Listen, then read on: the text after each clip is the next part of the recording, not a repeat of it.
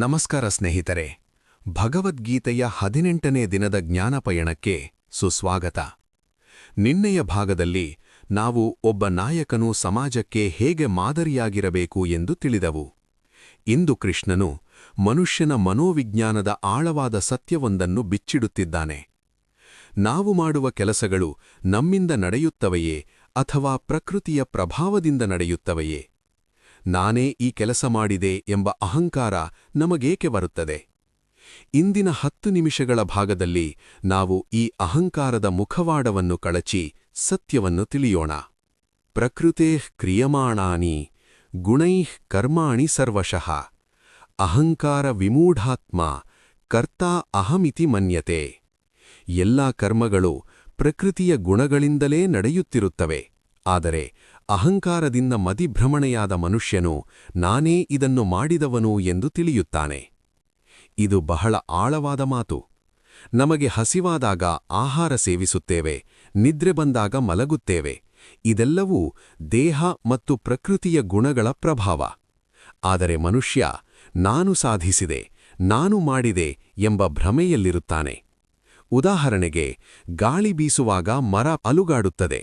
ಮರವು ನಾನೇ ಅಲುಗಾಡುತ್ತಿದ್ದೇನೆ ಎಂದುಕೊಂಡರೆ ಅದು ಹೇಗೆ ತಪ್ಪೋ, ಮನುಷ್ಯನು ತಾನು ಸ್ವತಂತ್ರವಾಗಿ ಎಲ್ಲವನ್ನೂ ಮಾಡುತ್ತಿದ್ದೇನೆ ಅಂದುಕೊಳ್ಳುವುದು ಕೂಡ ಅಷ್ಟೇ ತಪ್ಪು. ಈ ಅಹಂಕಾರವೇ ನಮ್ಮ ಎಲ್ಲ ಒತ್ತಡಗಳಿಗೆ ಮೂಲ. ಗುಣಗಳು ಗುಣಗಳ ಮೇಲೆ ವರ್ತಿಸುತ್ತಿವೆ ಎಂದು ತಿಳಿದ ಜ್ಞಾನಿಯು ಯಾವುದಕ್ಕೂ ಅಂಟಿಕೊಳ್ಳುವುದಿಲ್ಲ. ಇಂದ್ರಿಯಗಳು ಇಂದ್ರಿಯ ವಿಷಯಗಳ ಕಡೆಗೆ ಹೋಗುತ್ತಿವೆ ಎಂದು ಆತ ದೂರ ನಿಂತು ಸಾಕ್ಷಿಯಾಗಿ ಗಮನಿಸುತ್ತಾನೆ. ಆದರೆ ಅಜ್ಞಾನಿಗಳು ಈ ಗುಣಗಳ ಪ್ರಭಾವಕ್ಕೆ ಸಿಲುಕಿ ಕರ್ಮಫಲಗಳಿಗೆ ಅಂಟಿಕೊಳ್ಳುತ್ತಾರೆ. ಅಂತಹ ಅಲ್ಪಜ್ಞಾನಿಗಳನ್ನು ಪೂರ್ಣಜ್ಞಾನಿಯಾದವನು ವಿಚಲಿತಗೊಳಿಸಬಾರದು, ಬದಲಾಗಿ ಅವರಿಗೆ ದಾರಿ ತೋರಿಸಬೇಕು.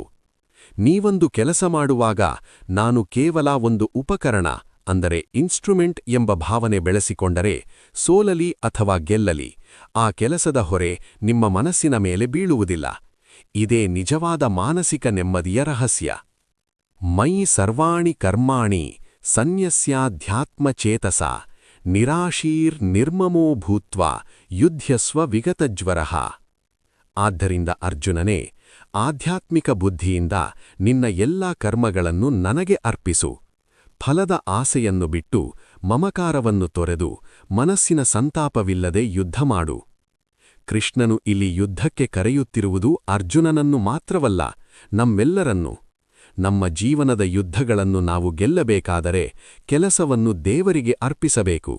ಇದು ನನ್ನದಲ್ಲ, ದೇವರ ಕೆಲಸ ಎಂದು ಮಾಡಿದಾಗ ನಮಗೆ ಭಯವಾಗಲಿ ಸ್ವಾರ್ಥವಾಗಲಿ ಇರುವುದಿಲ್ಲ.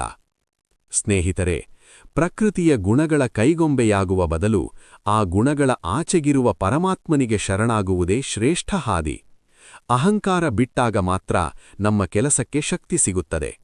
ಆದರೆ ನಮಗೆ ಗೊತ್ತಿದ್ದೂ ನಾವು ತಪ್ಪುಗಳನ್ನು ಏಕೆ ಮಾಡುತ್ತೇವೆ? ನಮ್ಮನ್ನು ಪಾಪದ ಹಾದಿಗೆ ನೂಗುವ ಆ ಶಕ್ತಿ ಯಾವುದು?